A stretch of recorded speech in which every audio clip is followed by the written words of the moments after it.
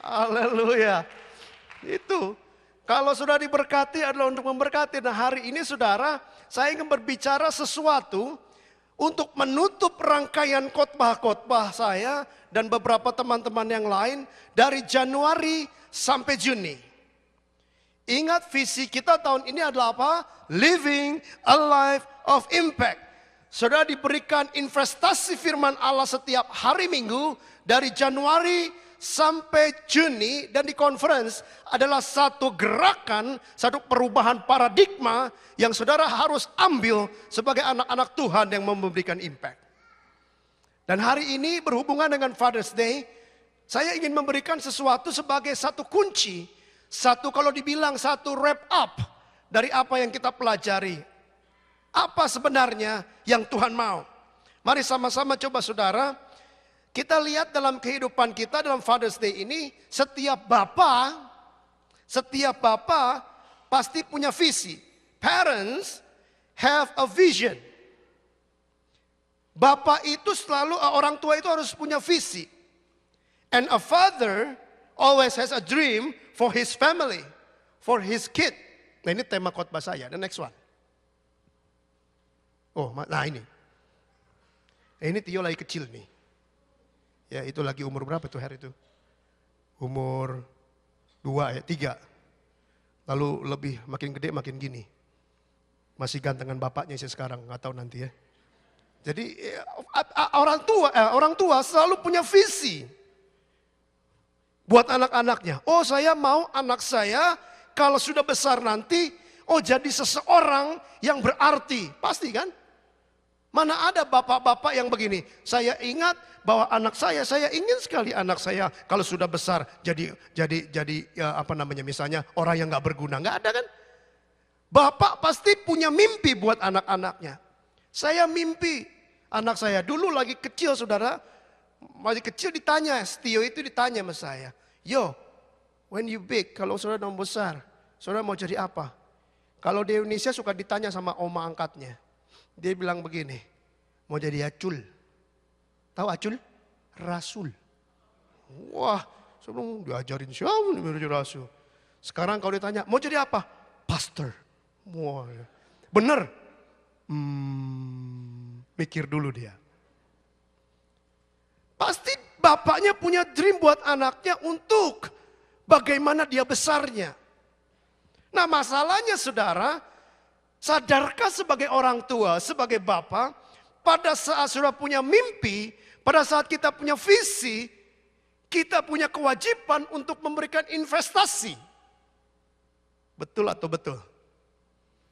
Kalau kita punya visi, kita punya dream kepada anak-anak kita, maka hidup kita harus juga bisa investasikan supaya anak-anak kita menjadi apa yang kita mimpikan.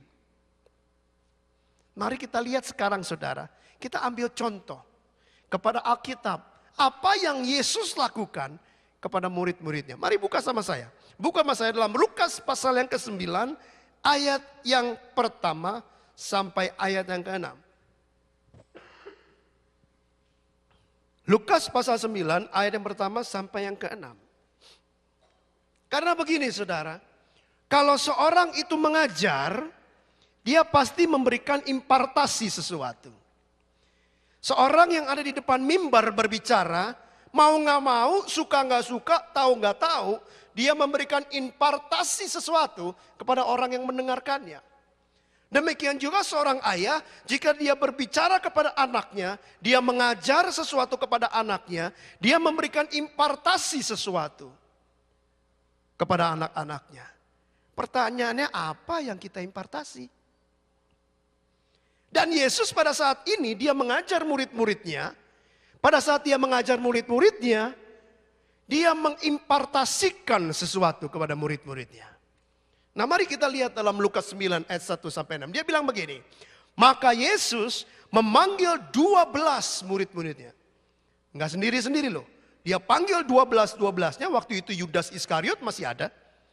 Lalu memberikan tenaga dan kuasa kepada mereka untuk menguasai setan-setan dan untuk menyembuhkan penyakit-penyakit. Dan ia mengutus mereka untuk memberitakan kerajaan Allah dan untuk menyembuhkan orang. Katanya kepada mereka begini, jangan membawa apa-apa dalam perjalanan. Jangan membawa tongkat atau bekal, roti atau uang, atau 2 helai baju. Dan apabila kamu sudah diterima dalam satu rumah, tinggallah di situ sampai kamu berangkat dari situ. Dan kalau ada orang yang tidak mau menerima kamu, keluarlah dari kota mereka dan kebaskanlah debunya dari kakimu sebagai peringatan terhadap mereka. Lalu pergilah mereka dan mereka mengelilingi segala desa sambil memberitakan Injil dan menyembuhkan orang sakit di segala tempat. Ada beberapa hal yang ingin saya beritakan pada pagi ini. Dengar baik. Pertama kali Yesus katakan begini, Yesus memanggil. Nah, Yesus itu memanggilnya bersama-sama, saudara. Dia nggak manggil begini, "Heh, Petrus, sini." Lalu dia berikan tenaga dan kuasa. Enggak. Dia panggil ke-12 muridnya bersama. Coba balik ke ayat yang tadi lagi. Ayat yang tadi. Saya ingin tunjukkan sesuatu buat saudara. Sebelumnya. Terus, yang pertama. Terus, nah, kelebihan. Ya. Lihat bahasa Inggrisnya, saudara. Dan di dalam bahasa aslinya, ini lebih tepat. Di dalam bahasa Indonesia nggak ada, maka Yesus memanggil ke-12 muridnya. Tok. Tapi dalam bahasa Inggris dikatakan, yes, when Jesus had called the 12 what? Together. Kata together ini penting, saudara. Karena begini, amanat yang Yesus berikan kepada murid-muridnya, itu bukan amanat perorangan. Tapi amanat sebuah komunitas. Saya diam sejenak. Dari Januari sampai Juni sudah diinvestasikan firman Allah demi firman Allah. Firman Allah demi firman Allah. Tapi bukan untuk perorangan. Dalam conference, God called us. ICC. Bukan tiap-tiap pribadi. Tapi secara komunitas ICC dipanggil oleh Tuhan. Yesus memanggil the 12 together. Bersama-sama. Semuanya bersama-sama datang kepada Yesus. Yesus memanggil sebuah kelompok untuk mengerjakan sesuatu. Bukan pribadi lepas pribadi. Untuk apa Yesus memanggil? Yesus memanggil cuma untuk melakukan 2 hal. Nomor 1, dia memanggil untuk menguasai setan-setan. Sudah lihat di situ? Coba next ya, Brian. Yesus menguasai setan-setan. Next one. Ya, not yet. Ya, menguasai setan-setan. Sudah lihat kata setan-setan di sini? Setan-setan nggak cuma satu. Setan itu nggak cuma satu setan, dia ada di mana-mana. Setan itu banyak. Dan dia punya ranking. Jadi maksudnya kata setan di situ dikatakan bahwa untuk menguasai setiap level dari kegelapan. Dari mulai setan yang paling kecil, tuyul, sampai setan yang paling besar, genderuwo. Wow, ini Yesus nggak main-main ini. Saudara dipanggil bukan untuk makan-makan. Tapi sudah dipanggil, dipersiapkan Januari sampai Juli sebagai sebuah komunitas untuk menguasai setan-setan dari mulai level yang paling rendah sampai level yang paling tinggi. Dan gak cuma itu, saudara. Lihat kalimat berikutnya. Untuk menyembuhkan sakit penyakit. Pernah gak kita kepikir? Saya dipanggil sebagai orang Kristen. Saya dipanggil untuk memberikan dampak. Bukan sekedar omong doang. Tapi ada sesuatu yang saya kerjakan. Saya harus menguasai setan-setan. Dan saya harus bisa menyembuhkan dengan kuasa Tuhan sakit penyakit. Saudara, ini dahsyat loh. Bilang sama teman sebelahnya. Tunggu nih bilangnya. Bilang sama, lihat dulu. Lihat teman sebelahnya. Nah, bilang sama orang itu bilang begini. Kamu dahsyat, men. Ya, kamu dahsyat. Karena Tuhan suruh kamu dua hal saudara. Menguasai setan-setan, menyembuhkan penyakit. Nah, demikian juga dengan para bapak saudara. Bapak itu kalau panggil anaknya, untuk tugas apa? Jangan-jangan dipanggil cuma diomelin doang. Manggil untuk apa? Untuk diberikan sesuatu impartasi. Seperti Yesus impartasikan kepada murid-muridnya. Hai para bapak, waktu kamu panggil anak saudara, apa yang kau impartasikan? Apa yang engkau didik mereka? Dan gak cuma itu saudara. Yang menarik buat saya begini, saya ingat ada satu ayat, malah buka sama saya. Coba Markus 10, 13, 16. Ini kan cerita anak kecil. Dia bilang gini, lalu orang membawa anak-anak kecil kepada Yesus supaya ia menjamah mereka, akan tapi murid-muridnya memarahi orang-orang itu. Ketika Yesus melihat itu, ia marah dan berkata, biarkan anak-anak itu datang kepadaku, jangan menghalangi mereka. Next one. Iya. Sebab orang-orang seperti itulah yang empunya kerajaan Allah. Aku berkata kepadamu, sesungguhnya barang siapa tidak menyambut kerajaan Allah seperti anak kecil, ia tidak akan masuk ke dalamnya. Lalu ia memeluk anak itu dan sambil meletakkan tangannya atas mereka, ia apa? Memberkati mereka. Dengar para bapak, berapa banyak engkau dalam sehari meletakkan tanganmu di atas anakmu dan memberkati mereka untuk hari itu. Setiap pagi sebelum saya berangkat sekolah dengan Tio, saya jalan, saya sengaja antar Tio gak pakai mobil, saya jalan. Karena buat saya saudara, waktu 5 menit berjalan ke sekolah penting buat saya. Karena saya Sabtu Minggu gak ada di rumah kan, dia liburnya Sabtu Minggu. Jadi 5 menit buat saya berharga setiap pagi. Jadi saya bawa anak Tio jalan. Sambil jalan dia cerita ini itu di sekolah begini, saya juga cerita iya, Dedi juga begini. Udah mau dekat sekolah, dia tahu. Udah mau dekat, dia langsung diam, dia mulai nunduk kepala, sambil jalan saya pegang kepalanya. Dan dia mulai merem, dia sambil jalan sambil merem. Saya bilang begini, Tuhan memberkati engkau dan melindungi engkau. Tuhan menyertai engkau dengan wajahnya dan memberikan engkau damai sejahtera. Tuhan memberkati, menghadapkan wajahnya kepadamu dan memberikan engkau kasih karunia. Engkau akan pintar di sekolah, hidupmu akan berhasil. Tuhan akan protek kamu di sekolah. Hikmat Allah akan turun atasmu untuk melakukan apa saja yang kau lakukan di sekolahmu. Di dalam nama Yesus berdoa. Dan dia katakan, amin Dedi. Terus dia pergi. Setiap hari.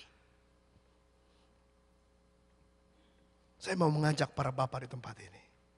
Sebelum pergi sekolah, tempatkan tanganmu bapak di atas anak-anakmu. Dan doakan berkat. Impartasikan sesuatu dalam diri anak-anakmu.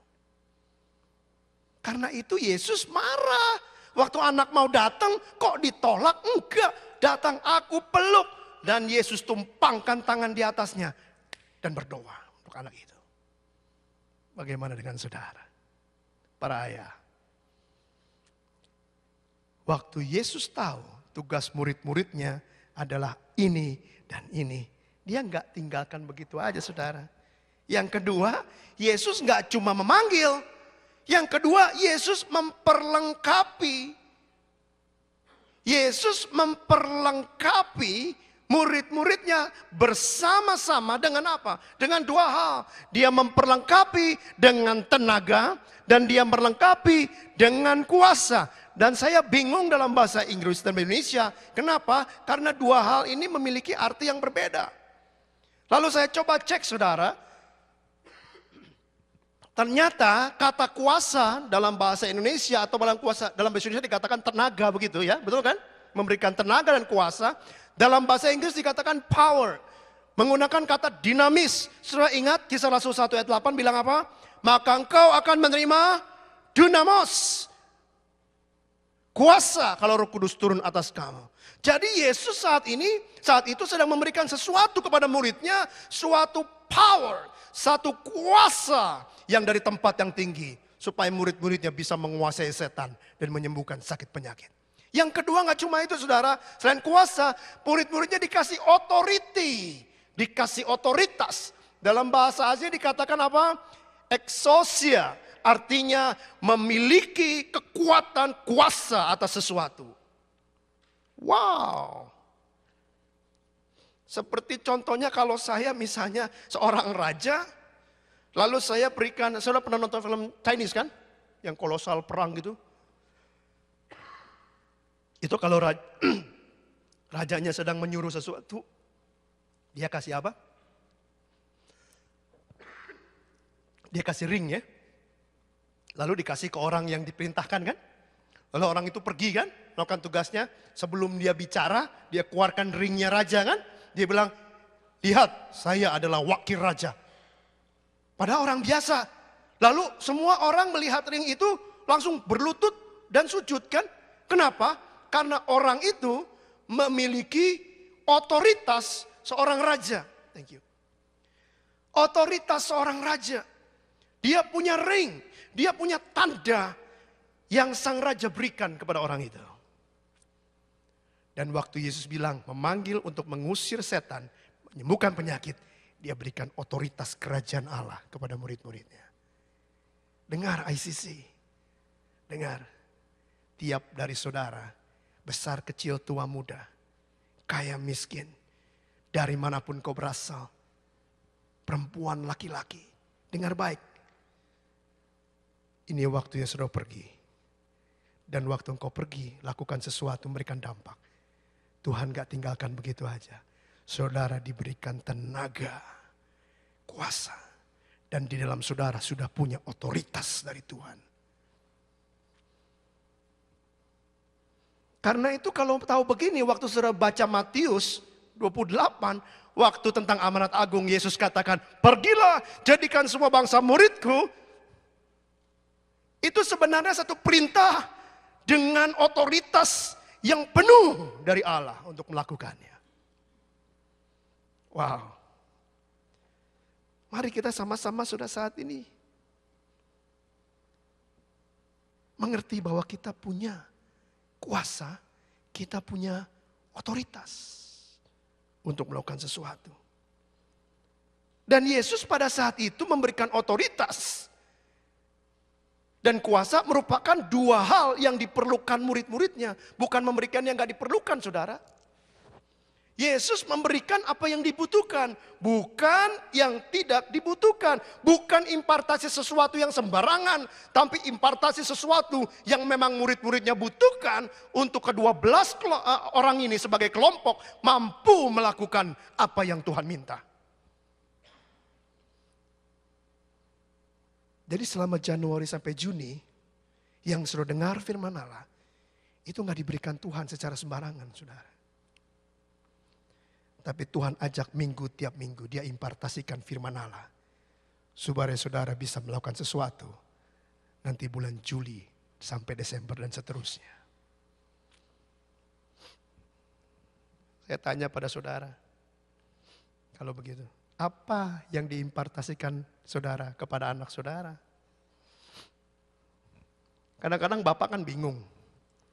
Apa yang ayah impartasikan? Apa yang ayah impartasikan kepada anaknya tiap hari? Apa ya? Kue, pancake. Apa yang saya impartasikan kepada anak saya? Coba bapak-bapak mulai berpikir hari ini. Apakah saya impartasikan kebencian? Apa saya impartasikan negativity?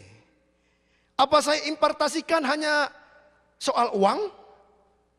Atau saya impartasikan hal lain yang memang dibutuhkan buat anak ini untuk menghadapi tantangan di masa depan sebagai orang percaya.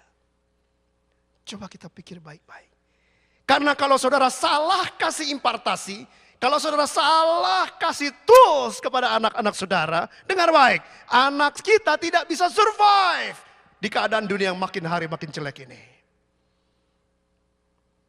Sekarang gender sudah 6 katanya akan diresmikan. Lihat gereja-gereja, banyak gereja-gereja sekarang. Saya berani ngomong di sini. Yang mengawinkan sesama jenis. Firman Allah bilang enggak. Laki-laki dan perempuan. Orang-orang bilang Adam dan Eva. Bukan apa?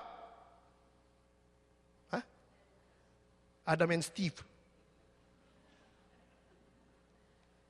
Gak boleh tertawa, saudara. Sini masalah serius ini. Saya ingin mengatakan gini. Bayangkan, apakah sudah membayangkan. Kita nih nanti gak lama di bumi. Kita kembali. Makanya kita baca Bible. Tahu Bible artinya? Bible, B-I-B-L-E. B, basic instruction before leaving earth. Bible, itu instruction lama-lama kita pergi ke atas sudah. Ke sorga. Kalau Pak Otni bilang ke Yerusalem baru. Ada di situ nanti kita. Anak kita masih di sini. Dan dia harus survive dengan segala sesuatu yang harus dia hadapi. Tanpa ayahnya. Saya tanya pada saudara. Apa yang kita investasikan, yang kita impart buat anak-anak kita? Saya minta Andrew, mana Andrew? Andrew Hussein. Mana? Oh, lu tolong dulu mejanya dua dulu. Saya mau kasih ilustrasi buat saudara. Saya minta Koben maju ke depan. Karena Koben yang mengerti ini. Satu lagi saya minta Gunawan. Memang Gunawan jaminan mutu kalau sudah begini. Ya, tolong meja di mana? Koben di sini, Koben. Koben di sini satu. Koben jangan angkat-angkat dulu. Sini. Tidak baik angkat-angkat. Biarkan mereka berdua angkat. Gunawan sana, Gun. Iya, kalau bisa di luar, enggak sini. Saya ingin ilustrasikan sesuatu buat saudara. Koben ini seorang ayah. Betul ya? Ayah. Buang anaknya banyak kok. Anak punya area ayah. Dan seorang ayah harus impartasi kan? Harus memperlengkapi anak-anaknya kan. Gunawan seorang ayah juga kan. Dan dia punya anak juga. Dia harus mengimpartasikan sesuatu. Nah Koben, coba pilih anak muda satu yang pura-puranya jadi anak Koben. Siapa? Yang mirip-mirip mukanya itu. Siapa? Jangan Kosunyong, bukan, jangan. Lain, jangan. Siapa? Yang lain. Yang masih single, yang belasan untuk kebanyakan. Ya. Laki-laki. Siapa? Jukpuy. Jukpuy. Apuy. Puy. Lai, Puy. Lai. Puy, jadi anak Koben ya. Mulai sekarang panggilnya papa ya. Gun, kamu papa kan? Benar, yakin? Anak berapa Gun? 2. 4 juga 2. Gun, papa itu mesti pilih satu anak Gun. Yang mirip-mirip, jangan dah, yang lain aja mukanya. Andrew siapa? Oh jangan, dia ada tugas lain. Ya, yang lain, yang lebih kecil sedikit dari kamu. Laki-laki. Brian, Brian maju dah. Nah ini emang cocok ini Brian namanya. Ya. Brian ini anak muda angkatan 2012. Ini bapak angkatan 60-an ini. Oke.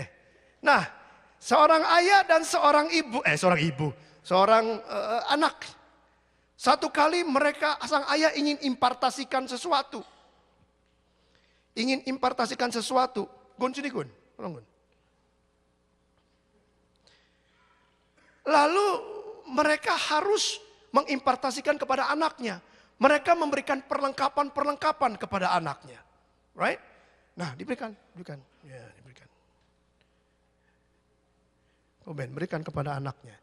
Sambil bilang dong, nak ini alat ya untuk kamu hidup. Ditanya bapaknya bilang begitu kan, ini anak untuk kamu hidup. Coba kamu bangun hidupmu dengan ini, silahkan. Lalu dikasihkan dong, sambil dipesen gitu, bikin drama sedikit. Ya, bikin ngomong gitu, nak gitu. Ngomong Gun, ya kasih aja ini buat hidupmu. Aku berikan kepadamu. Sebagai alatmu, alat untuk kamu hidup, untuk survive. Anaknya ambil, jangan bengong aja. Ya, oke. Nah, lalu tiba-tiba anak ini berjalan dalam hidup. Lalu dia punya tugas. Bapaknya punya dream kan, punya visi. Oh, saya mau bikin kotak. Mau bikin kotak saja dari triplek, pecahan-pecahan triplek, saya mau bikin kotak supaya kuat. Kotak, nggak usah bagus bentuknya, kotak saja. Supaya kuat dengan alat-alat impartasi sang ayah kepada anaknya. Wah, langsung dibikin dong sama anaknya. Silakan Gun, bantu anaknya bikin. Ayo Koben, silakan. Waduh, ini dua anak ini punya visi bapaknya. Coba dibikin, 3 menit. Coba kita lihat. Koben memberikan anaknya alat, diimpartasikan sesuatu. Gunawan pun memberikan anaknya alat-alat yang dibutuhkan untuk membuat sebuah kotak yang kuat, tidak goyah, kokoh, dan baik. Sehingga tidak jatuh-jatuh. Dia harus gunakan semuanya. Coba kita lihat ini. Coba kita lihat ini. Kasih musik Siti, kasih musik sedikit. Nah, kasih musik sedikit. Wah, tuh. Yang satu kok udah mulai ngerjakan ini. Gun, cepet Gun.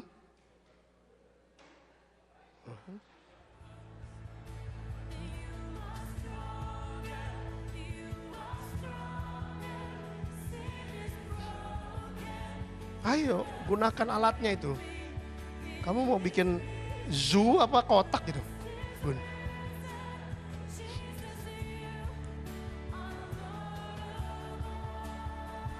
Gak usah sempurna, asal tempel aja, gak usah sempurna.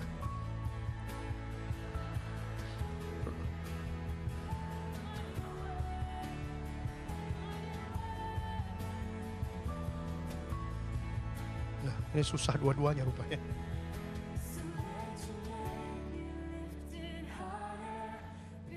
Diajarin, bapaknya diajarin. Gun, kita bikin kotak.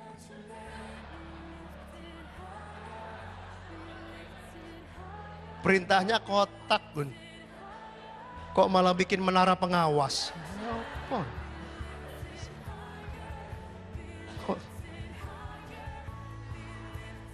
Kotak, Gun. Kotak, K-O-T-A-K. Hah? Tipis-tipis, no complain. Ya, bapaknya yang kerjakan kalau anaknya nggak bisa. Asal nempel aja, asal nempel nggak apa-apa. Asal nempel. No. Gak bisa nempel juga, ketipisan ya. Ya, umpama aja, seolah-olah saja.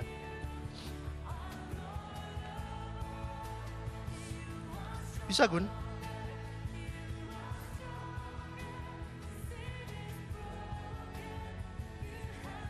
Rupanya dua-duanya mabok. 1 menit lagi, 1 menit lagi, 1 menit lagi. Gak apa-apa, gak jadi juga gak apa-apa.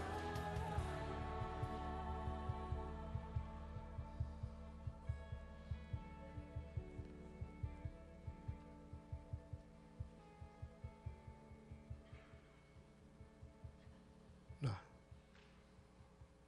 anak dan ayah bekerja sama. Gun, kotak Gun, kotak. Bukan main petak umpet situ Gun, kotak. Ya kotak, iya. Pakai alatnya dong, alatnya dipaku misalnya gitu kan bisa. Iya, ini pakai alatnya. Kalau nggak bisa salahkan bapakmu.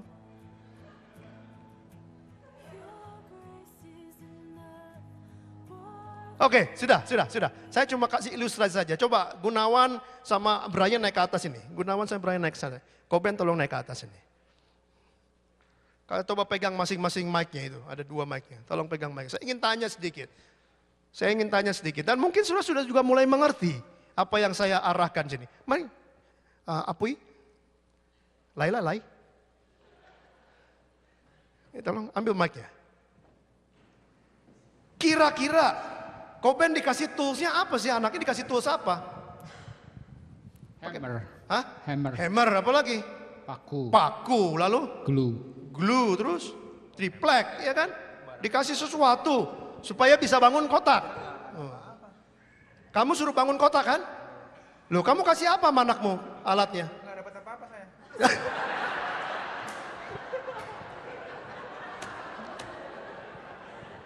Sumpitnya nggak ada, itunya nggak ada gunanya. Yang ngomong ini ngomong sama anak. Kasih apa kamu anakmu tadi? Bahannya nggak begitu berguna. Lah yang ngasih siapa? Loh kamu yang kasih anak. Aku. Hah? Setengah kotak? Nggak bisa jadi itu cuman. Oh nggak bisa, kenapa nggak bisa jadi? Nggak ada paku, nggak ada martil. Nggak ada paku, nggak ada martil, yang dikasih apa sama kamu itu? Itu apa namanya, sedotan. Sedotan sama apa?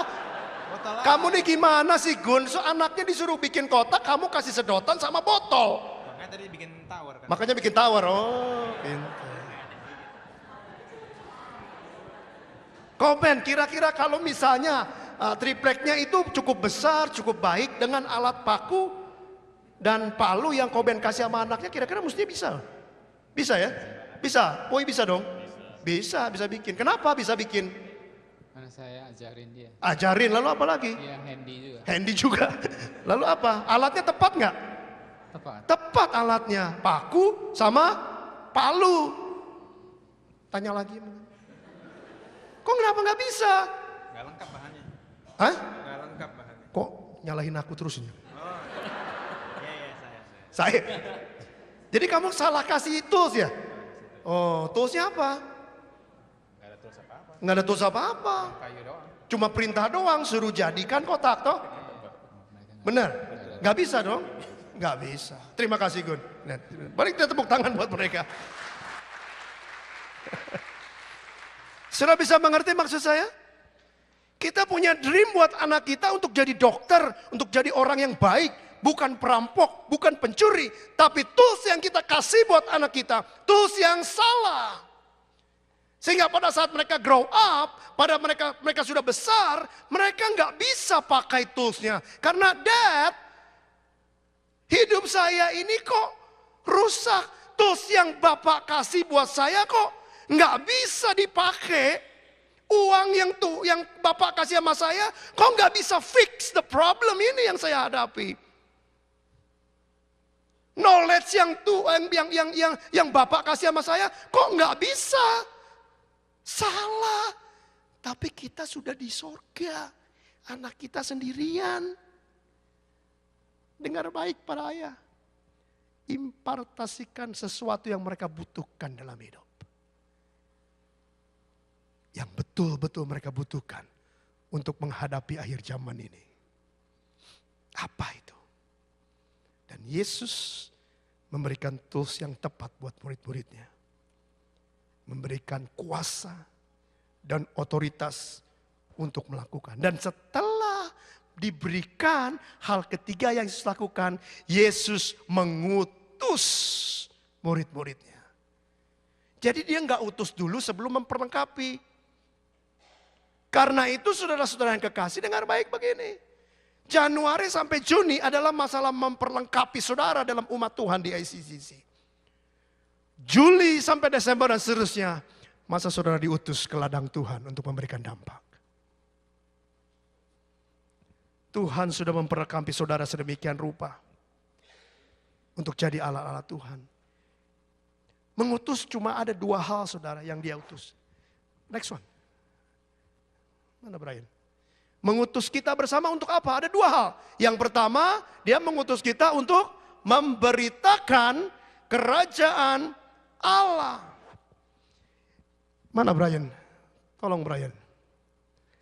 Memberitakan untuk kerajaan Allah. Yang kedua, dia mengutus untuk apa? Untuk menyembuhkan. Saudara, ternyata kata menyembuhkan yang pertama di ayat yang satu tadi dengan menyembuhkan di ayat ini berbeda. Ayat yang pertama menyembuhkan sakit penyakit, yang kedua kata heal di situ, kata menyembuhkan di situ berkonotasi menyembuhkan dari mulai yang jasmani sampai yang rohani. Saudara yang kekasih, impartasi yang seorang ayah bisa berikan kepada anaknya, nomor satu bukan uang. Nomor satu bukan pendidikan. Itu nomor selanjutnya. Tapi yang pertama dengar baik ini. Impartasi yang paling penting seorang ayah impartasikan kepada anaknya adalah paradigma kerajaan Allah. Sekali lagi dengar baik. Seorang ayah harus bisa mengimpartasikan paradigma kerajaan kepada anak-anaknya. Karena ini yang dia butuhkan untuk menghadapi kehidupan dia masa depan. Apa maksudnya kerajaan Allah? Apa maksudnya Yesus bilang beritakan kerajaan Allah? Maksudnya begini, impartasikan paradigma begini, bahwa Allah adalah Tuhan segala Tuhan. Dia raja segala raja. Dia harus bertahta dalam hidup mereka.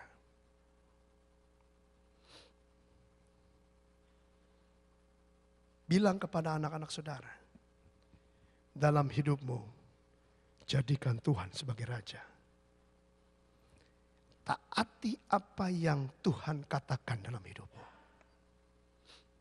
Kalau mereka sudah grab investasi ini, tools yang benar, apapun yang mereka hadapi, anak itu gak kembali kepada psikologi. Anak itu gak akan kembali kepada teori-teori dunia yang tidak punya Tuhan. Tapi begitu mereka tahu kerajaan Allah, mereka akan selalu menghadapi masalah, mereka akan selalu kembali kepada firman Allah. Karena mereka mau tahu apa yang rajanya katakan tentang hal ini. Dan saya dengar baik begini saudara, firman Allah adalah firman Allah yang menjawab segala perkara. Saya mau tanya kepada para bapak di hari bapak ini. Apa yang sudah investasikan? Dan sekaligus saya mau tanya kepada saudara ICC. Setelah engkau dengar selama ini, apa yang kau ingin lakukan? Apa yang ingin kita lakukan sebagai sebuah kelompok gereja?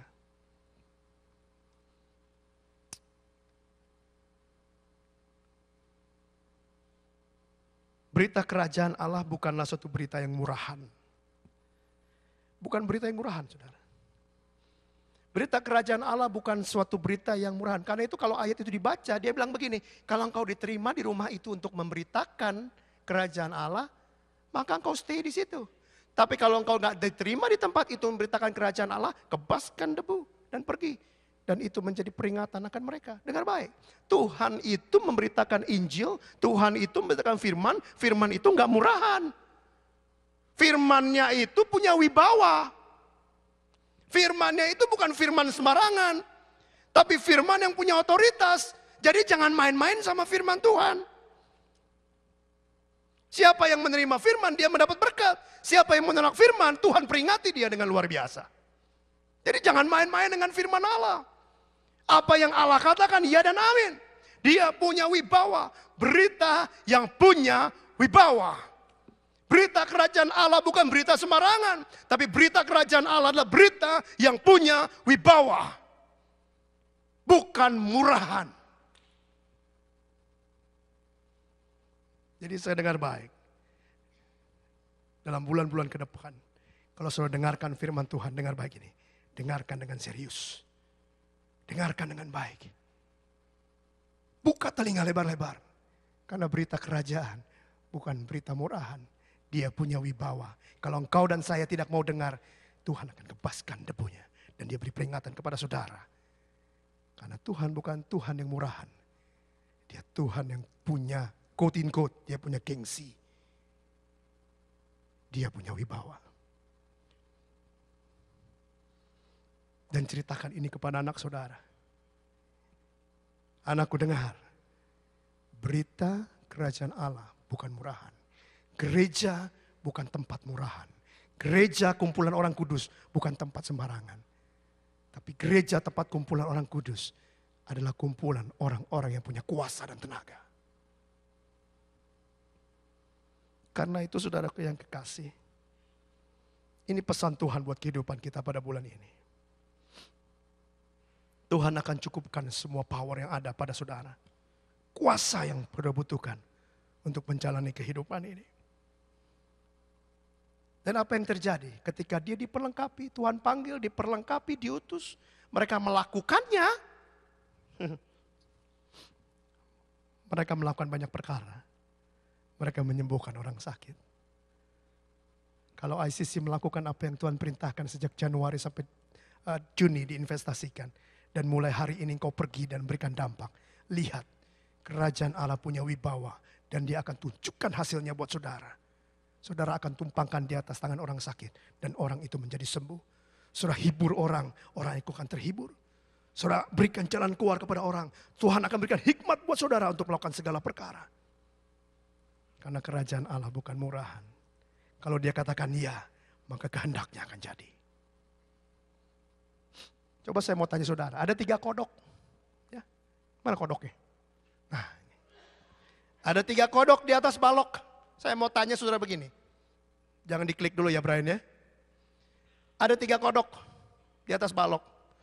1 kodok memutuskan untuk melompat pergi dari balok. Tinggal berapa kodok? Siapa bilang 2? Angkat tangan. Siapa bilang 4? Siapa bilang 1? Siapa bilang 3? Kok enggak ada semua ini? 1 enggak, 2 enggak, 3 enggak, 4 enggak. Maunya berapa? Hah? Kodoknya ada 3. Yang 1 memutuskan untuk melompat menjauh dari balok. Sisa berapa di balok kalau gitu? Lah ampun. Matematik, matematik. Berapa? Hah? Yang jawab 2 siapa? Angkat tangan tinggi, jangan malu-malu. Salah gak masuk neraka. Ayo. 1, semua yang 2. Siapa yang jawab 1? Siapa yang jawab 3? Siapa yang jawab 4? Kodok siapa itu dicabut? Jawab 4. Orang cuma 3, 4. Jawabannya apa? Yang 3 yang betul. Secara matematik betul. 3 lompat 1 jadi 2, betul matematik. Tapi kan si kodok baru memutuskan. Dia belum melakukan. Jadi bisa jadi kodoknya masih tetap 3, dengar baik begini.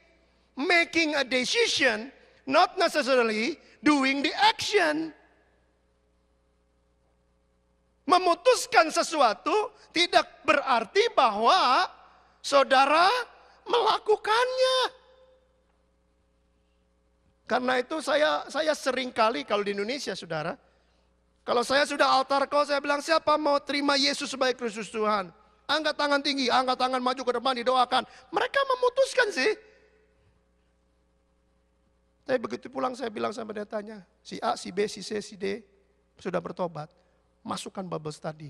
Langsung perhatikan hidupnya. Make sure bahwa dia melakukan apa yang dia putuskan. Karena deciding is not doing the action.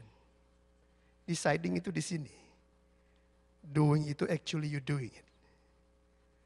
Sekarang saya mau tentang ICC pada hari ini. Kita sudah memutuskan kita lakukan memberikan dampak. Amin. Temanya aja bagus kok. Living a life of impact. Wah kita putuskan semua. Harus begini, programnya begini, caranya begini, strateginya begini. Diputuskan oleh board, diputuskan oleh elders, diputuskan oleh deacon. Setiap bagian memutuskan, kita akan lakukan. Yes. So, kodoknya masih 3. Kita akan buat dari Juni sampai Desember, kodoknya tinggal 2. Kita nggak cuma decide. Mulai Juli, kita doing the action. Tidak lagi banyak bicara. Tapi kita melangkah. Kita melakukan sesuatu.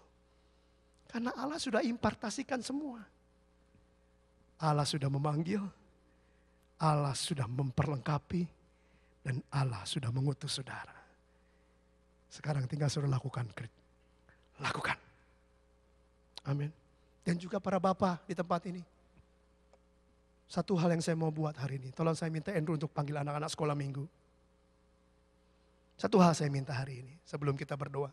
Itu sebabnya acaranya kita rubah, saya rubah. Announcement-nya di atas. Karena hari ini saya minta setiap bapak di tempat ini. Tumpangi tangan di atas kepala anak-anakmu.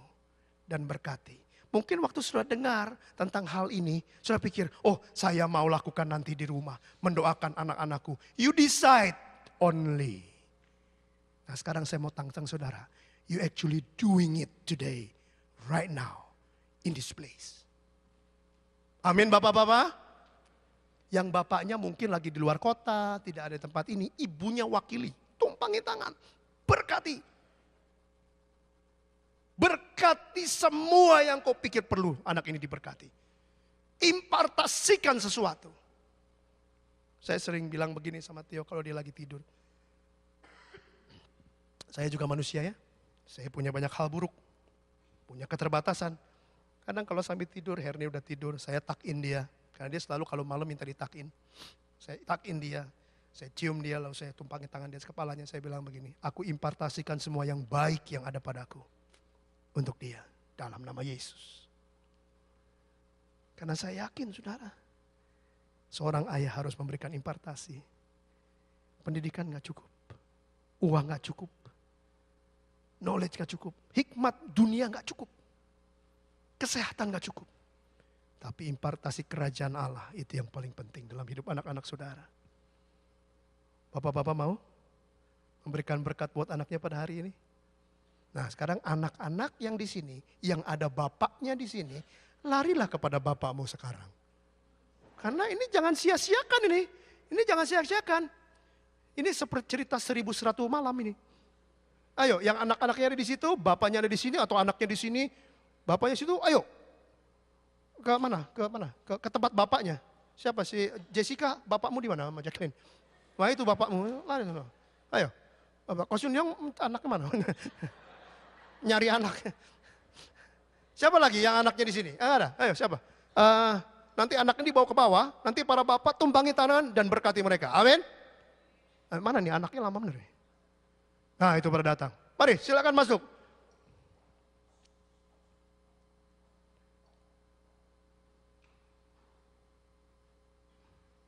Mana anak-anak? Ya, anak-anak langsung cari bapakmu. Kalau nggak ada bapakmu, cari ibumu. Try to find your dad, your mom. Kalau your mom, dad duduknya agak misah, seret. Bapak-bapak sambut anaknya, sambut anaknya. Anakku mana? Sini Tio, sini depan sini. Come here, ups.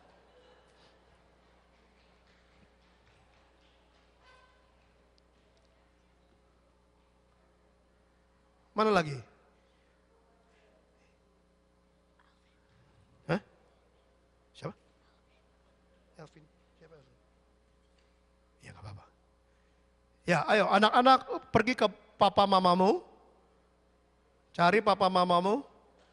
Mari kita bangkit berdiri bersama-sama. Kalau saudara anaknya memang sudah tidak ada di tempat ini. Atau tidak datang ke sini. Saudara doakan dalam hati, saya impartasikan sesuatu, saya doakan anak saya, doakan. Tidak terbatas tempat saudara. Tumpangi tangan di atas kepalanya ya, jangan perutnya. Kepalanya. Right Tio? Yes. Ya mana lagi? Guru-guru sekolah minggu juga turun ke bawah. Iya mari. Hari ini adalah hari impartasi bapak-bapak buat anak-anaknya. Wah belum apa-apa udah kepenuhan roh itu. Sudah hebat ini. Mari. Sudah.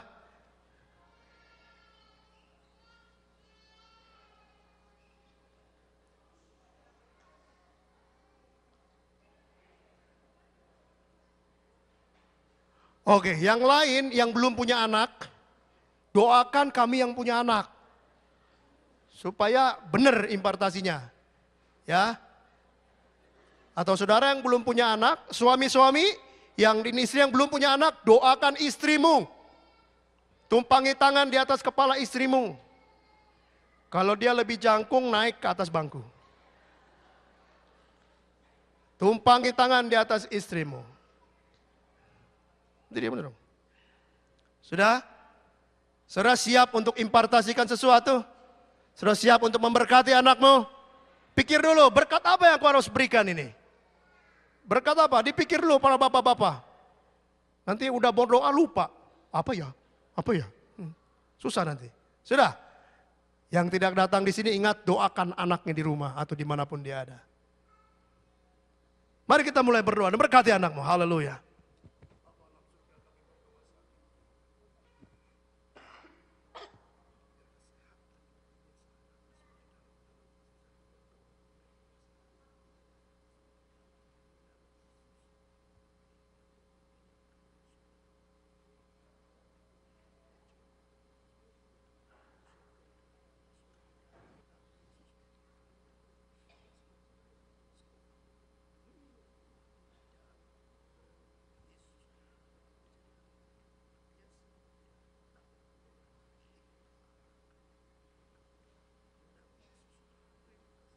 ini doanya ada yang lebih panjang dari saya ini.